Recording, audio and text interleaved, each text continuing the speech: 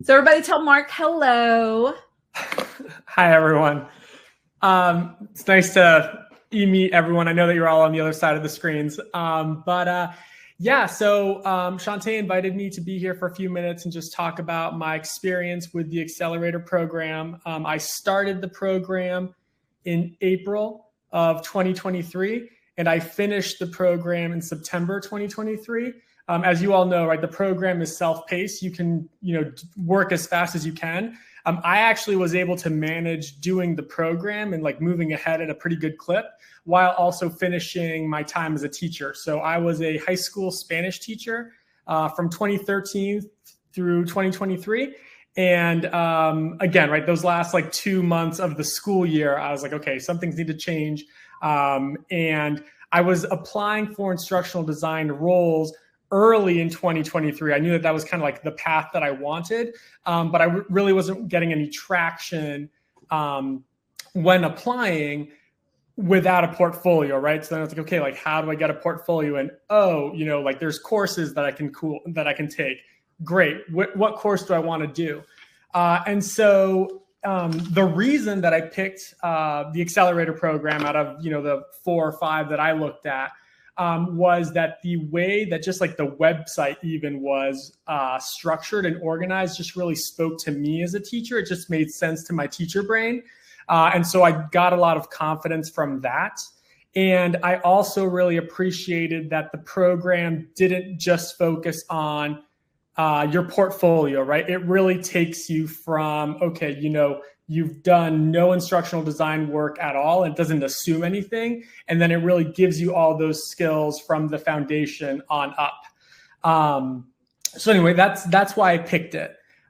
In terms of like what I really enjoyed about it, the storyline and the Rise modules, like, so towards the end, right? Like seeing all the pieces come together, seeing my portfolio come together, seeing just like how I was growing in my skill set and my confidence. That was really valuable for me and fun. The other thing I would say is just, we're talking about feedback a little bit, like the feedback that I got from Shawntay and her team, it was very actionable. It was very encouraging. And they were always really good about, hey, like if I had a question, they would take the time to answer. Also, if you've been on the Facebook group already, same thing, right? Like I had a lot of questions. I still have questions, but I always felt very supported and valued. And I always felt like, yes, like I too can do this. And like, regardless of what path you choose forward, like you can do this. If you think that teaching isn't for you anymore, you have incredibly valuable skills, and like you can find a way into a different career if that's what you want. I think for me, what I really kind of wanted in the end was to find a career path that gave me both like the routine and the structure that I found in teaching, with also the novelty and like the learning new things that I really wasn't quite getting with teaching. I was doing the same courses for like 5 or 6 years in a row by the end. And I was like, okay, so instructional design, I think at least hits that really nice balance between there is a process, there is a procedure, there's a structure to, figuring out who your audience is, right? Talking to those subject matter experts, asking the questions, getting their feedback, reviewing their, reviewing the work, structuring the slides, like all of that. Like, I mean, sure, like depending on the team and the project, it'll be a little different, but there's definitely like a process. And I really like just feeling like I'm getting better at that process with each time I do it. But I think the other really nice thing about instructional design specifically is that it gives you that novelty too, right? So like right now, one of the clients that I work with is a hospital in Florida. I'm in Georgia, by the way. So every couple months I fly down there. I work with their operating room team for 2 or 3 days. And again, right, like I'm learning and working with surgical robots and, like developing all these procedures for them. And like, it's just like a nice feeling of like, hey, like the packaging of info that I can help them with, and like the knowledge check questions that I can help them craft and all this is like, I can see that it's having a positive impact on their training. And I feel really valued, and that's really nice. The other thing that I do right now as a subcontractor is I work for an instructional design firm. Actually, Shawntay helped me get into this position. So thank you, Shawntay.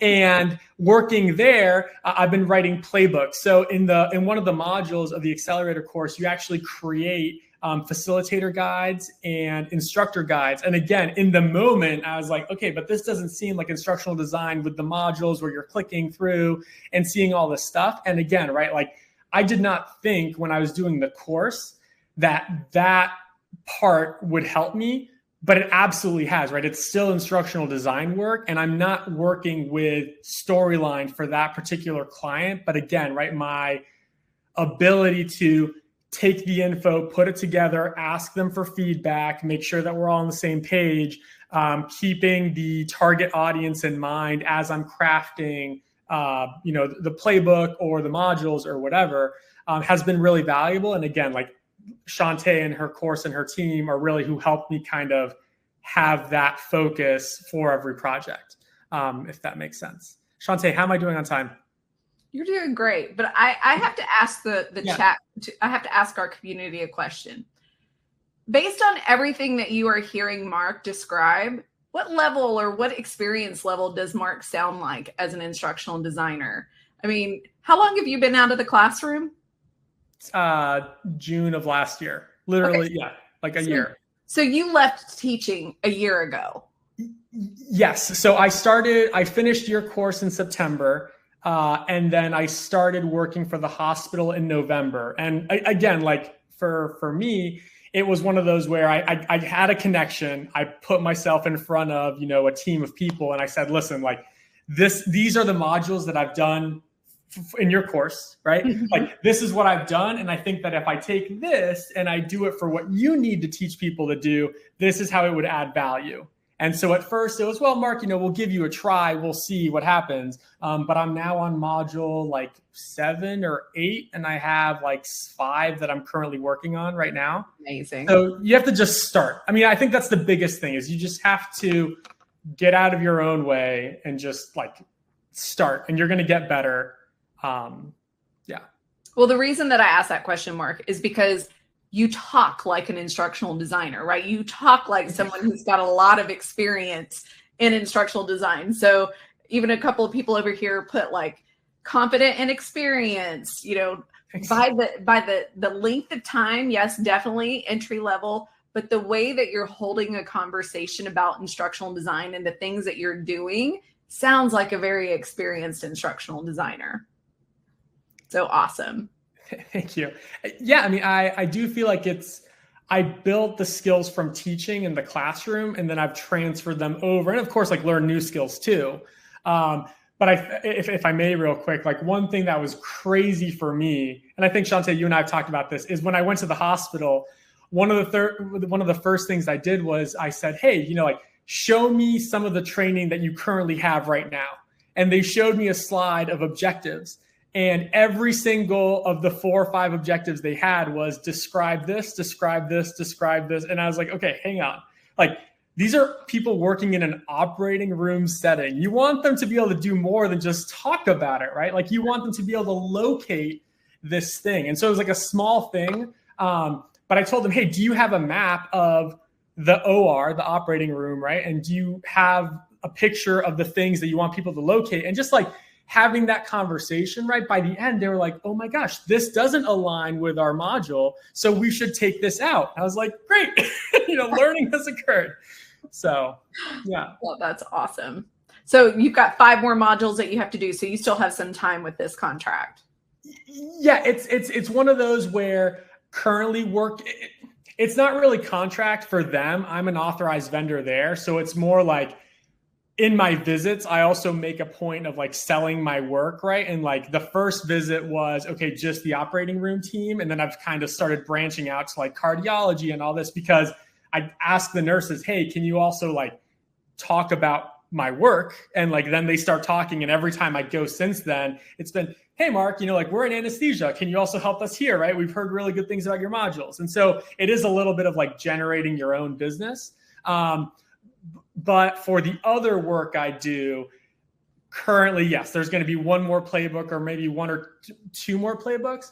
But yeah, and I think another thing too, Shawntay, that I've learned is just like not assuming things and just asking questions up front. So even just last week, without going into specifics, someone said, "Hey, Mark, we want you to work with these two people on this playbook," and I did, and it was fine. And then there was some.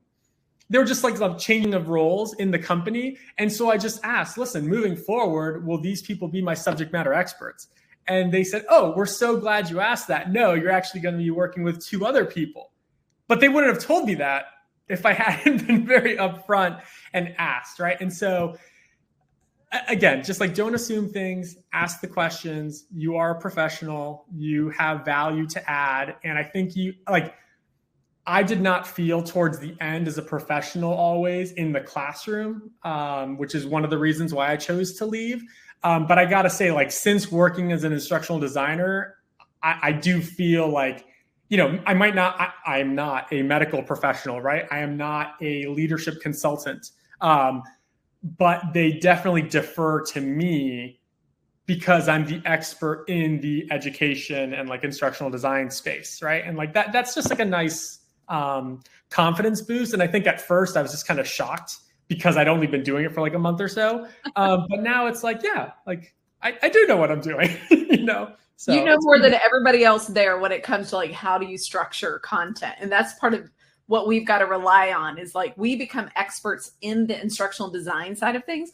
They're experts in their topics, but ID is our topic. So, right. Yeah. And it's like, things, I think, like speaking to a lot of teachers here, right? Like, I think that one of the most important things I could share with you is that things that you and I take for granted because of our teaching background, like those are not common skill sets. People do not think or approach problems the way teachers do. We're surrounded by teachers, so we think, oh, like everyone thinks this way. No. And when I started talking to other people, I was like, oh my gosh, like my perspective is actually like really important here and I can really make a difference. And it just helps, and that's what I'm trying to do is like find ways to help with the skill set that I have. Awesome. Well, thank you so much for being here with us and taking the time out today, Mark. And it was just great to catch up and hear what you're doing. And I really appreciate you. So everybody send Mark some love in the chat, and Mark, we'll catch up soon. Thank you. Bye. Thanks. Bye, everyone.